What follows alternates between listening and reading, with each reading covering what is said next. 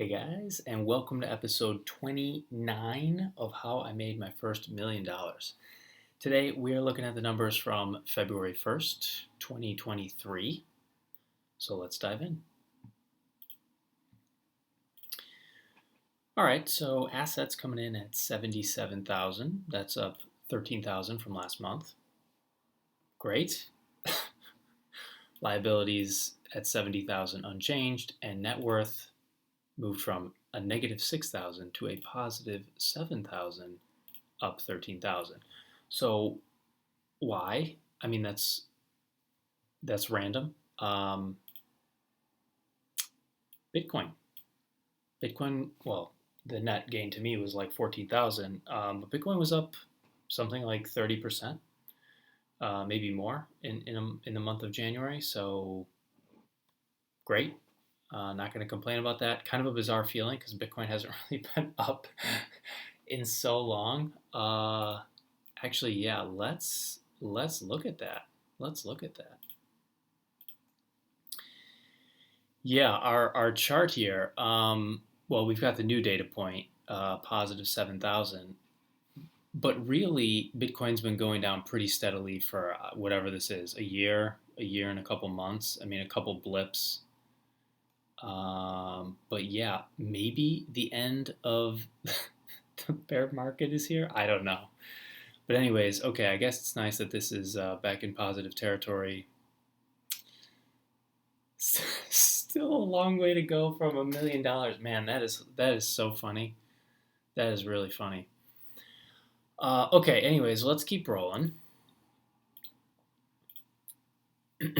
So, income statement. What happened here? A relatively quiet month. Revenues down, expenses down, net income. I mean, I guess positive, but of course these numbers aren't like, they're not typical numbers. Like a positive net income doesn't imply that I'm making money, which we will see in a second. So why is this so different? Well, basically, I just sold less Bitcoin. That's the short version. So why did the expenses drop almost 3,000? It's sort of an accounting gimmick, or I don't know. It's not a bug. It's not a glitch. It's a quirk. It's a quirk. It's an accounting quirk. And it's because I keep track of all this stuff on a cash basis, not an accrual basis. I can't even remember if I've explained that before, but basically I just keep track of like when the money moves in and out. So rent was not $4,000 last month, and I didn't get paid $700 to have rent. It's just when the money moves out of my account. So either Ann or I will pay the entire rent, and then the other one of us will reimburse the first person. So, last month I basically paid rent. That looks like 1.5 times, and then I sort of got reimbursed here, and I'm gonna pay her next month. So, anyways, it'll even out over time, but that's just why the numbers are temporarily looking volatile. And the only other category worth mentioning here is personal growth. What happened here? Okay, well, I have an Audible subscription. That hasn't changed. But basically, I bought 3 courses and paid my life coach. So whatever that is, $1,899, $1,900. And the courses, I guess I can show you right here, but I will elaborate on these at the end. The Content OS, Build Your Own Cohort-Based Course, and Minimum Viable Video. So I'll talk about those in a little bit, but the point is I'm taking courses, they're awesome, and it's great. Okay, that's the income statement. Cash flows, what happened here? Well, we had a huge operating loss last month, and that's about $3,000 less for the reasons that I just described. What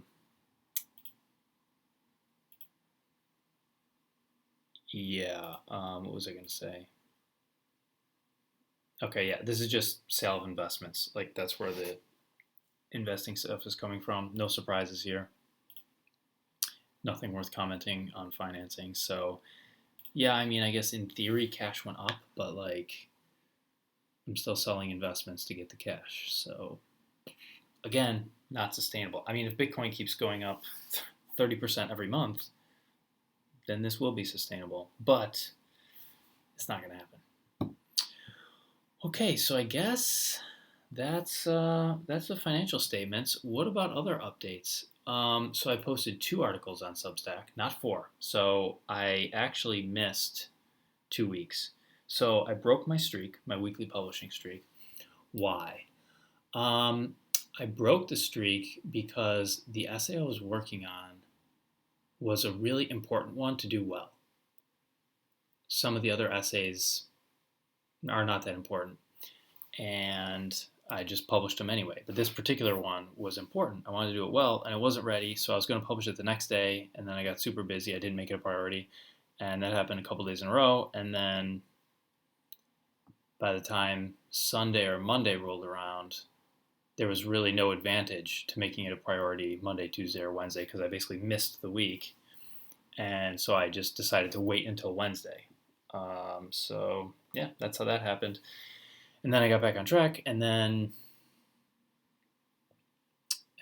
I just, why did I miss the second time? Why did I miss the second time? I don't even remember. But like the overall takeaway is like, it just doesn't seem like the juice is worth the squeeze. Like it just doesn't seem like the best use of my time. It's such a long-term strategy. And if I write 50 out of 52 weeks, is that really different than 52 out of 52? I mean, other than saying I have a streak, I mean, what's actually different? I don't know. So I'm just not convinced. Maybe there is a difference, but I'm just not convinced of what the difference is. Anyways, moving on. I completed the Content OS, and I'm on a 28-day Twitter and LinkedIn publishing streak. Okay, the reason why I can maintain that streak is that it feels important to me, like showing up on Twitter. Just like the constant action, the constant energy. Like it feels more meaningful. And I've had good results, not only from my content, but also from engaging in other people's content. So I definitely want to keep doing that. I canceled the Twitter gym on Fridays. It's funny. I mean, I'm not really posting threads. I do want to get back into publishing threads. But in the context of the Twitter gym, like my energy was in providing space for other people to write threads and focusing my energy on giving them feedback, which is all well and good. But I sort of put myself in the back seat, or put it in like a second tier or third tier, and that wasn't that effective. And then, like, ironically, interest in the Twitter gym started to wane, and I enrolled in a course that had a time conflict. So I could have rescheduled the Twitter gym, but since interest was waning, I decided to just cancel it altogether. So anyways, that's how that happened. So I am now in a course that helps me to build my own course, and I'm building one on Bitcoin. Big surprise. So yeah, that's like something I've been wanting to do for more years than I can remember. 10, at least. Well, I didn't know about Bitcoin 10 years ago, but I've wanted to build online courses for 10 years, maybe 15. Man, I mean, it's been a long time. And I just knew that I would be teaching on the internet. And it's time to do it. So I'm building a Bitcoin course. So I'm in the phase now where I'm doing discovery calls, like 15-minute discovery calls with people who would be interested in a Bitcoin course. And I've already met with one person this morning. I have a few other meetings lined up, and I want to get a lot more.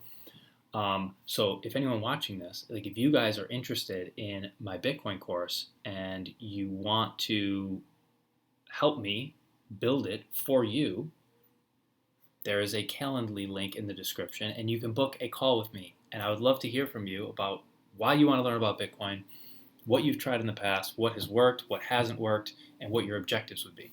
And then I will build a course that helps you achieve your objectives.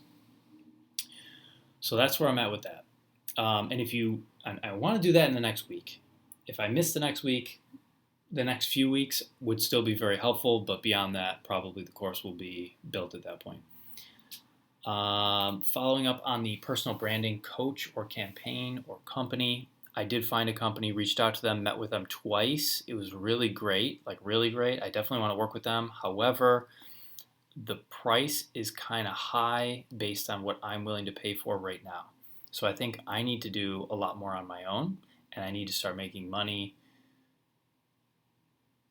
Yeah, I need to start making money in some way, probably the course, before I hire them. I just have to do a little bit more on my own. So I'm pausing that for now.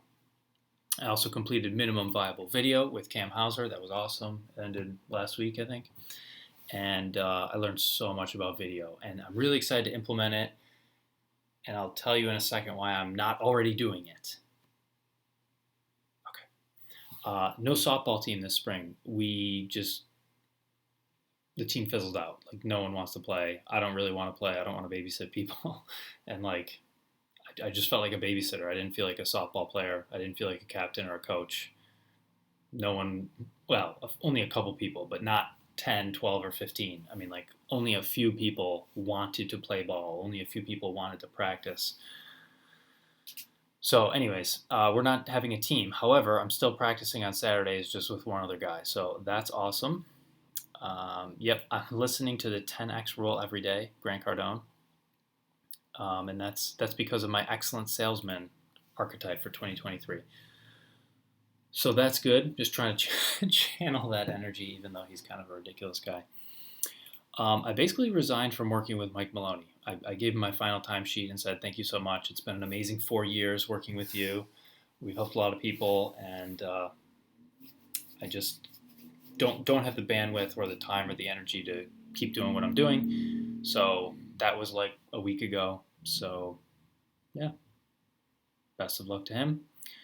And finally, we are buying a house. And when I say we, I mean my fiance exclusively. She is buying a house, and I have the honor of paying her rent.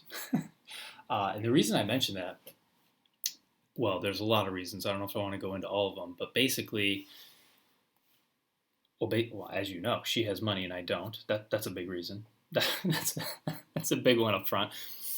Number two is I think it's a terrible time to buy a house. I think houses are overpriced, and I just simply wouldn't want to pay for one. Whatever number we're on, number three. The idea of a mortgage right now sounds crazy. Whether it's 30-year or something shorter, that seems crazy to me. Yep. Number four, I don't have the credit to even get approved for a mortgage, even if I wanted one. Number five, I don't really want my name on any assets in case I have trouble paying debts or get sued again. Number six, I don't want my name on a house in particular, so that I personally still qualify as a first-time home buyer in a couple years, so that I can buy a house, which would be like a second one for us.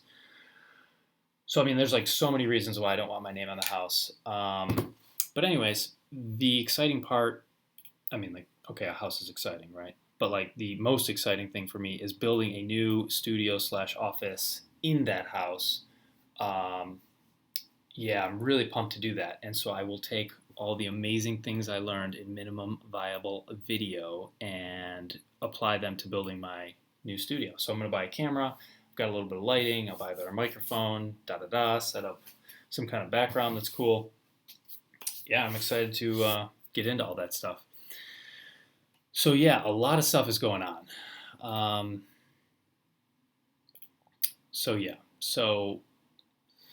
Okay, that's like what I'm feeling. That's what I'm thinking and doing. How am I feeling? I mean, it just feels like a very tumultuous period. Like so much turnover, so much is happening. A lot of big changes, a lot of big movements. But it feels like my path. It feels like the path I've been putting off for a lot of years. And it also feels like scary. I mean, there's like fear. Like I feel fear every day with like the things on my to-do list, which is a good sign. Like that's a really good sign. Yeah. So anyways, that's what I got. Thanks for watching. I will see you guys next month.